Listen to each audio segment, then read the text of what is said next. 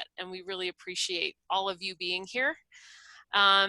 So keep introducing yourselves, get connected on the Pear Deck, and we're going to get started. So get ready to see the next slide because we have a question for you. So I'm Paige Prescott, one of the main organizers here for Computer Science Alliance, and you guys are my community. You're my friends, and I'm just thrilled to see you all this morning and to see just how many amazing educators are dedicating themselves to learning computer science and to bring it to their students. It's really such an important thing as we move forward. It's confusing with the... Oops. So we're going to move on. Let's see. Ed, could you show the next slide? And this one is going to show you, oh yeah, it's going to show you a question. And so you're going to go to Pear Deck and go ahead and move that pin. And we want to see where you are in this world. For those of you not in New Mexico, it's not to you know, exclude you, but our main audience is New Mexico educators. Go ahead and put your pin approximate, like, you know, far to the right if you're in New Jersey, etc. Go ahead and move your pin.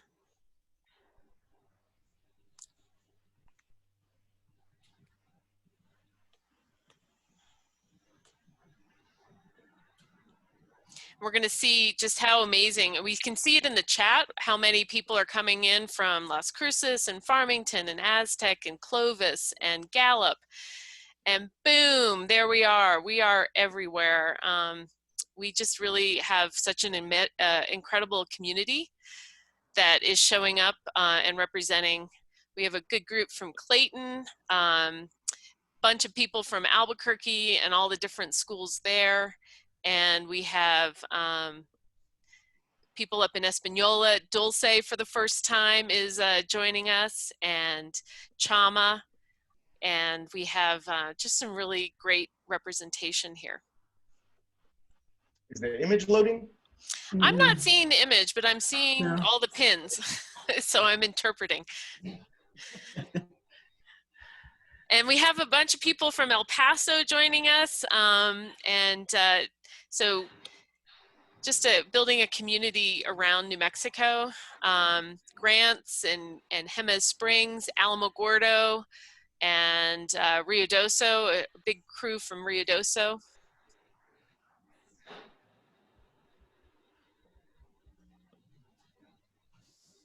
Sorry about that, I refreshed. I gotta jump back into their page. Yeah, it's all right. We're all friends here. We're all trying.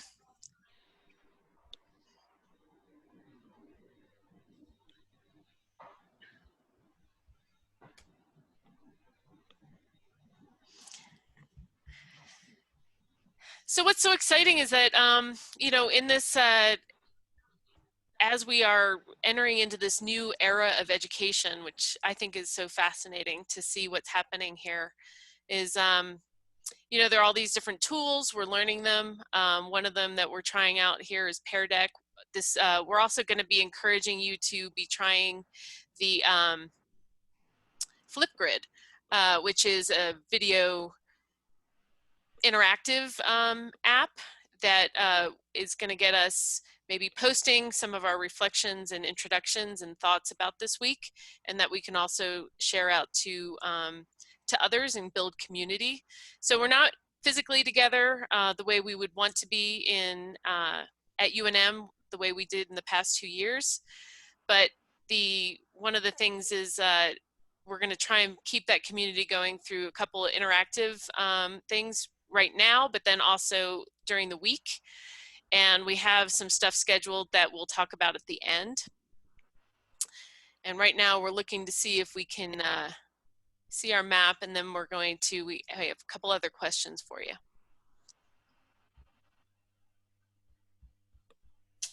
So we'll come back to the map. I think it's loading. Oh, there it is. There it is. It's such a big image. Mm. We can come back to it. I'm going to skip it and then we'll come back. Yeah, that sounds good. So on your phone or in the tab, we have another question for you. we want to know our audience. So go ahead and answer question there. Click that green. What's the main group that you work with? And go ahead and post that.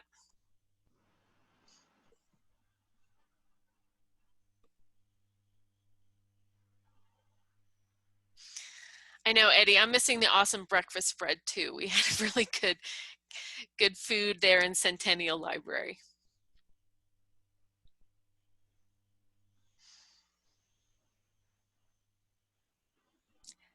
So what's your guess? What's our main representation here? All right, we're mainly in the middle school.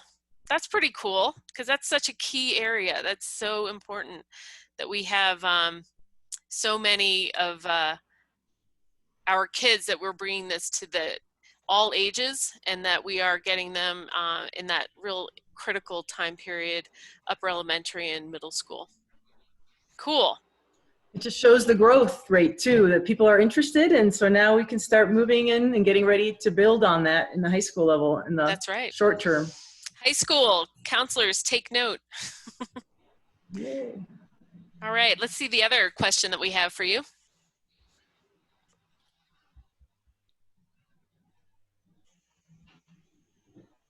There's the map. Sorry. All right, look The at map that. We are showing- all over. Beautiful. Up in the Four Corners area, down in the southern part, all over the that corridor of Rio Doso, Alamogordo, Lovington, down over all across the I-40 corridor, the I-25. We're representing. I love it. So let's see, our next question is, what's your experience with computer science? So go ahead and answer that one. And see where we are in our community.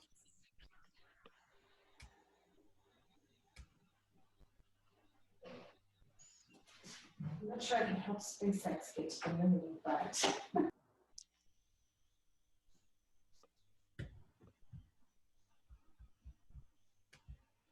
Cool.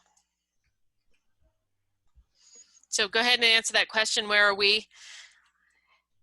And I have a question for you outside of the Pear Deck. How many of you watched that incredible landing at the takeoff of SpaceX? And then, so go ahead and put your reaction up there. Thumbs up if you saw the what was happening with SpaceX this weekend. I was totally watching it live as much as I could.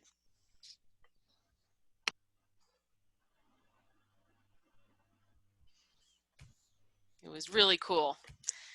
And that's sort of one of the things, is that it's the tools of CS, you know, like how were they able to autonomously dock there? It's because of the computer science that was happening behind the scenes there. And just what we're doing right now is all about computer science on the back end, and all the connectivity that we have, and using these devices. I'm very excited about how many people we have who can help SpaceX go to the moon, because Yeah. I want to talk to them. All right, for sure. So now what we want to do is to really get into welcoming everyone, and we have a couple guest speakers. We're a little bit behind schedule, but hopefully it'll continue, it'll be okay. So I wanted to introduce our next person, who is just one of our best champions at the state level of computer science education. And she has been, ever since I've known her, a champion of just educators in general. And hopefully you all recognize her from last year if you participated, or other things that she's done.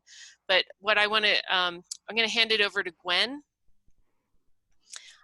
Gwen Perea-Warnament. She's one of our fabulous Deputy Secretaries of Education, and that her picture there is of her doing Hour of Code with some students up in the Espanola area. And so she's been really active in computer science education for our state, and is really just a big champion. So Gwen, hopefully we're going to hand it over to you so you can welcome and talk to us. Yes, thank Yay. you. Give me a thumbs up if you can hear me. All right, great. It's wonderful to be here with you all virtually. Believe it or not, this is my third convening this morning. We have a group of educators who are working on an instructional scope for the state, teaching, learning, and assessment. And then we have a group of educators who are embarking on an instructional material review for English language arts today. So they started the work this morning as well. So it already feels like this week is going to be a wonderful and healing week, because there's so much amazing stuff happening from educators. So I think that I want to talk a little bit about two things this morning. The first is really just to express a lot of gratitude for all of you who are on this Zoom for a few reasons. The first is having the owning your profession in a way that's really pretty phenomenal. Attending a Zoom that is groundbreaking in a lot of ways. Moving forward with computer science education, which is sometimes a brave space for a lot of us as educators, because it's something that we have to learn ourselves before we go out there and teach our students. You're in this sort of empowering space. So I thank you very much for that and for engaging in this work, because as I talk about later, I think it's some of the most critical work for our state. So thank you for staying in that, engaging in that brave space. I also want to express a deep, very profound gratitude for all of you for moving through the space of continuous learning and remote learning that we just went through. There were a lot of lessons learned. And I think that we really understood the critical nature of technology in continuous learning, and you are all engaged in that right now. And I, again, it's reflecting on you as leaders in our profession right now. So it was a pretty heavy time for all of us across the state, for students and for families and educators. So I just want to recognize that first off the bat and say thank you for the work that you did in reaching out to students and continuing to provide education in a space that was unlike anything we've ever experienced. So I think the rest of the time that I have, which I don't want to talk for too long because I think you have a pretty phenomenal speaker this morning in Sophia, but the rest of the time I want to speak about is just to talk and I sat with this question around what is computer science for New Mexico, because we have this wonderful hashtag that Paige has created for us, and I've tweeted it in the past, CS for New Mexico or CS for NM. And I thought about it over the weekend, and it's been a pretty heavy weekend for our country. We had some phenomenal technology that happened in terms of SpaceX and the flight, but we also see our country is really in pain right now. And I think it's important that we recognize that, and I think it has something to do with what computer science is for New Mexico.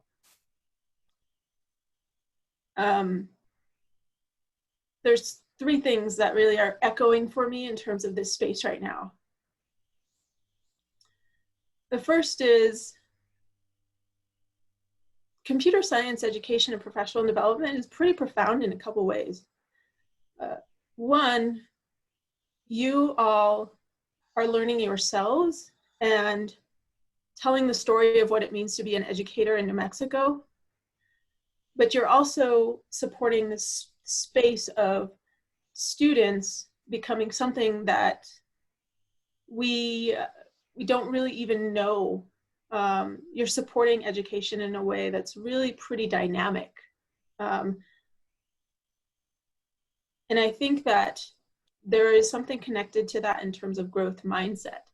So even when you have something that you teach, unless you apply a growth mindset to it, it becomes very one-dimensional. So computer science education, the work that you're doing right now, is automatically two-dimensional simply by, I think, embarking on this brave space and by recognizing that there's a creative element of computer science education. And that's pretty profound, particularly for students and families in New Mexico. The second thing that I thought about this weekend, given what's happening across our country, is that computer science education requires language. And language has to do with identity. And I want us all to kind of sit with that a little bit and recognize that when we offer our students languages, we're offering them complexity of identity. But we have to also honor who they are and their own identity and their own languages that they bring to the table.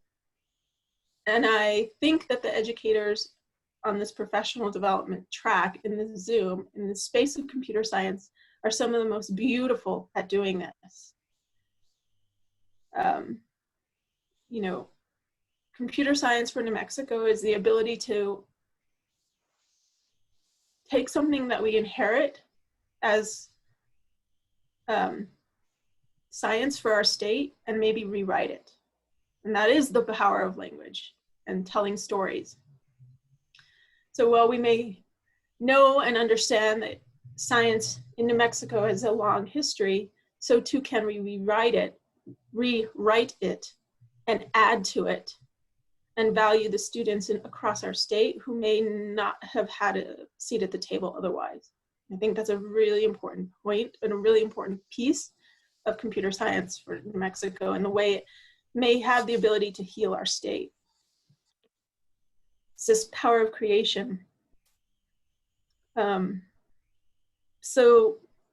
Last but not least, I feel like in an umbrella type of way, computer science education, and you all, as the leaders of this space, have the ability to heal our state in a really unique way. I'm not saying that there's a panacea or anything for any of what's happening, but computer science education and what we have these tools at our disposal for our students and their families helps with economic recovery.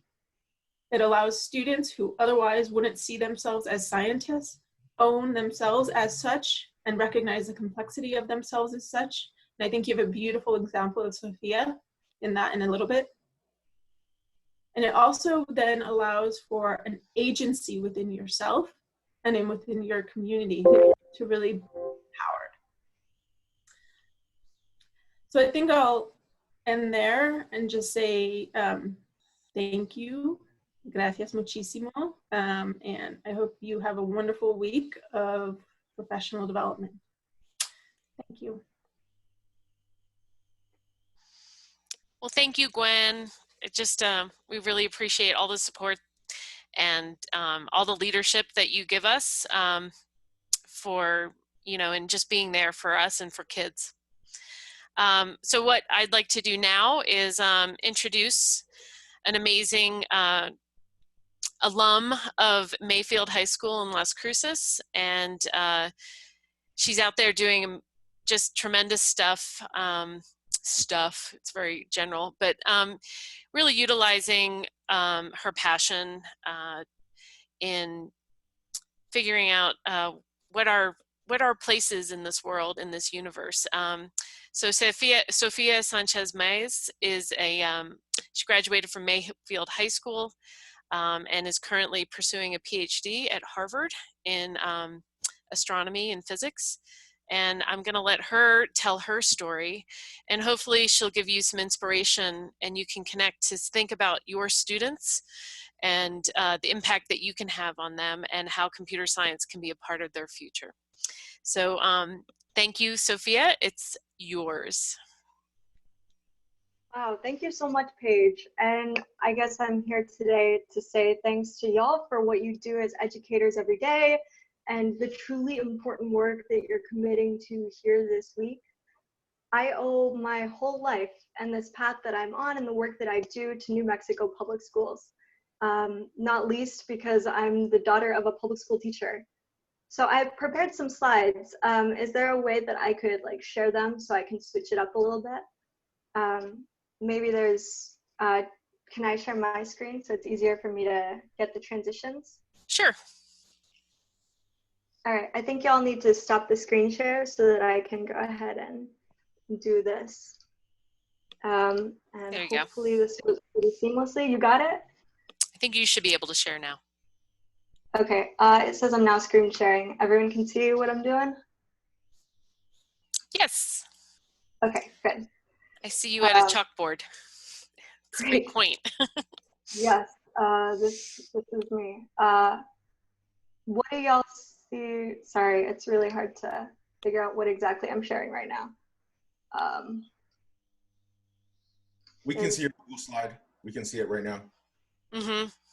Okay, good. Maybe go to present. Present, yeah. Great. You got it. Sweet. So like I said, I'm the daughter of a New Mexico public school teacher. But I guess the way that, New Mexico public education has contributed most to my life is, sorry, let me figure out how I'm doing this, is by giving me the new ideas and these outside opportunities and paths that I'd really never imagined or considered before. And it's led to the work I do today, researching the brightest objects in the entire universe, black holes. For real, I would check out the black hole at the center of this galaxy, spew stuff up in these bright jets. I know these powerful monsters are better known for swallowing up matter, never to be seen again. But it turns out they're just about as good as swallowing matter as Cookie Monster is at eating cookies. Sometimes stuff goes just about everywhere but in. So let's back up to a time when my eating habits were very similar. And as much as this gal gets it, she definitely didn't come into the world thinking, wow, I'd really love to run some simulations to better understand how black holes come to have such similar table manners as like me and Cookie, right? No one does. It had to begin somewhere. I was first introduced to code through the Young Women in Computing program as an after-school program and as a summer camp at NMSU.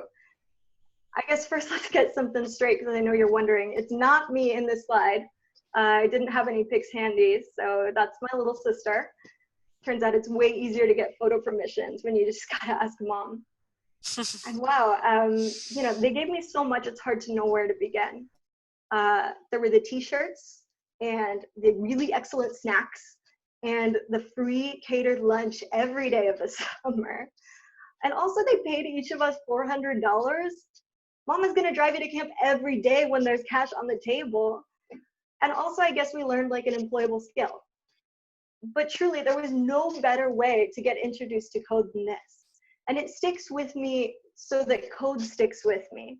Because I've been in a lot of CS classrooms in my life, and I think this might have been the first and the last time where I didn't feel like the odd one out in the space. We know the demographics, and we know the pressures and the structural and institutionalized biases. They are many, and I can tell you that they are real. We live in a minority majority state. And so you all have this incredible power and opportunity as CS teachers to create inclusive, inspirational, and really fun spaces for your students, which will give them strength as they go on. I mean, y'all have the power to give so much power. And that's why I'm really so excited to be with you today.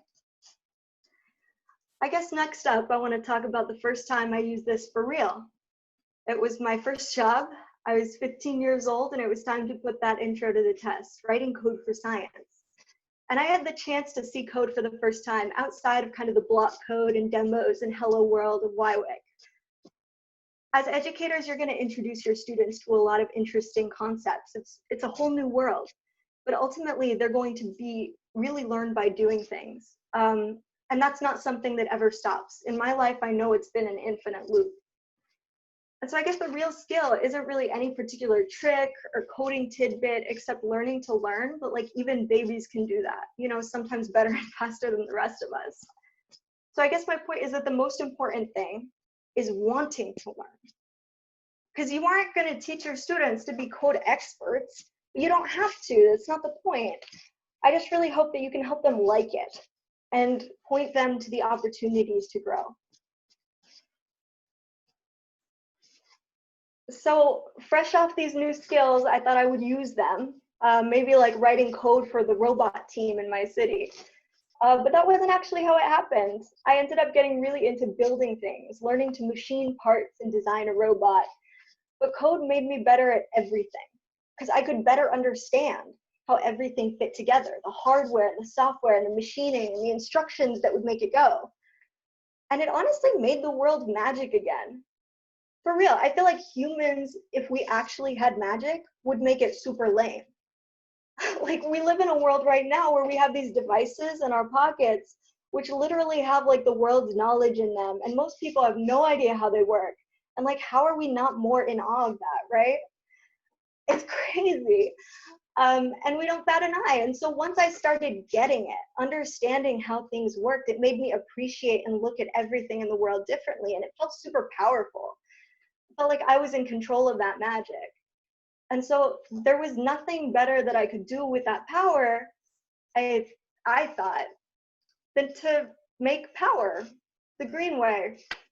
At the time, I was really puzzled why algae energy wasn't more of a reality, given that it could work with our existing infrastructure, it was better for the environment. And so I thought maybe I could help by simulating the growth of algae for biofuel production with some of my buddies in the supercomputing challenge. And I think it was while we were there that someone was like, yeah, that's great, like you wrote some cool code, but that's not enough. Because it turned out that it took more energy to create the algae fuel than the algae fuel would ever actually contain. And that was a pretty epic hurdle right there. But I was really into it, and I had a teacher who pointed me to a way that I could get paid to take that next step by working in a chemical engineering lab at NMSU, having never taken a chem class to better optimize that production.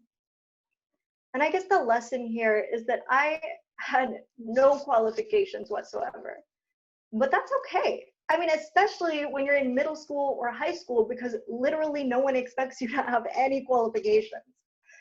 They're just impressed when you try. And these incredible opportunities like the supercomputing challenge, they exist and you can connect your students to them. And also there's all these people in all these crazy spaces that can make opportunities and want to, if you can just ask. And I think that was something I didn't really realize until college. You know, that's privilege, folks. Like, a lot of people are more used to asking, and those people usually aren't your students. So in this process, I discovered some really cool stuff, like how to make algae energy energetically feasible. It's pretty exciting. And I was so excited, I was explaining my research to literally anyone who would listen. Real talk though, a fun and games-filled summer camp had literally opened the door to the White House back when it was cool. That's insane. The uncomfortable truth of all of this, though, is that opportunity compounds opportunity. Code gave me a job, which allowed me to simulate something that I found interesting, which gave me another job working on that in a totally different way, which led to this discovery and this insane moment nerding out with 44. And ultimately a chain that brings me to my present. And it isn't fair that it works this way. But I guess the greatest gift you can give your students is opportunity. So that year I graduated from Mayfield High School in Las Cruces, New Mexico, and I moved out west for my summer gig. I was 17 and I was working at NASA's Jet Propulsion Laboratory, writing code for the Mars Science Laboratory mission, Mars rover. And I mention this because this is where I fell in love with astrophysics. And I say this because I never really conceptualized this path for myself until I got that job. I don't think there was a physics class at my high school, let alone astronomy. These are possibilities that I never could have imagined. and that we often forget about, especially as people who teach computer science, right? When we think CS, we think software and jobs at big tech companies. But code is in literally everything, from our devices to our banking to our cars. So like just about every appliance and thing that goes and moves. And we should represent that diversity of possibility to our kids as we teach them, because code is creative. And ultimately, it's limited only by what they will create with it. And so letting their interests be the guide is really important, I think. And I guess that brings us full circle. I mean, these are my weekend coding campers. They're Latina girls like me learning about code for the very first time. The impact that y'all have as educators is uncountable. You empower people who empower people and things. But power is exactly why this is all so important, especially now. Y'all are probably hyper aware of the role that tech plays in y'all's lives now that this new mode of living really highlights it. But it's been this way for a while now. We're building new systems which power every aspect of our lives, and they're powerful. And the innovators are more and more becoming the power players, for better and for worse. So code, it's the language of our new systems of power. And real talk, we bear witness to horrific racist violence and systematic oppression on the daily, where we the people, as it was originally drafted, was more a statement for we, the white bros in the room where it happened, right? We're centuries out and we still haven't gotten the revisions right. So let's make sure we get our people in the room where it's happening now. We really got to represent this time, making space and making spaces for all of us. And incredible educators like y'all are exactly the way that we get that right. Giving your students code is one way that you give your students power. And so for that, I just want to thank you. And let's get to work. Thank you so much.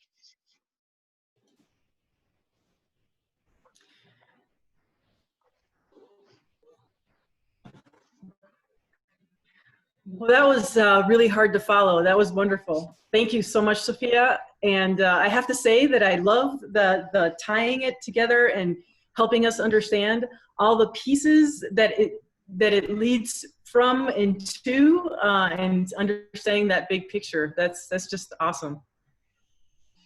I just want to close out. Thanks everyone.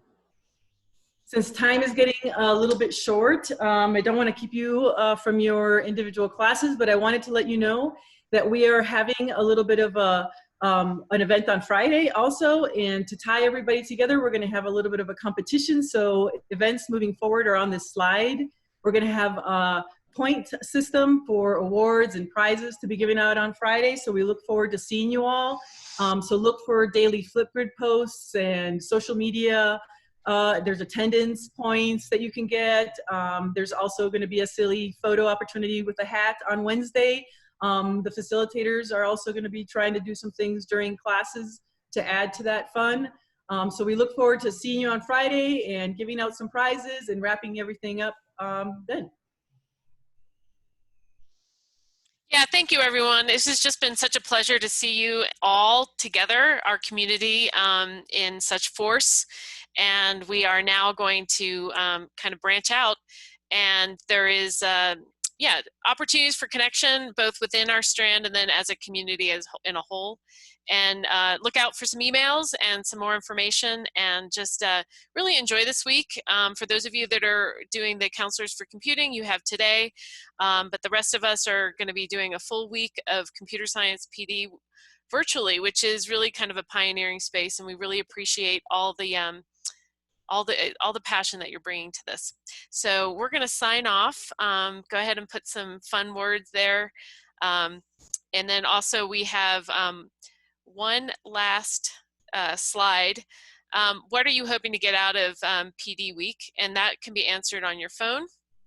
Just a quick, ground us back to what we're doing, and then we're going to just wrap up, or we are wrapping up, and then you'll go out to connect with your facilitator for the next session, either in one strand or the other. We have 12 simultaneous strands going on today. All right, thanks everyone, and go ahead and answer that in the Pear Deck, and we can see what our aspirations are.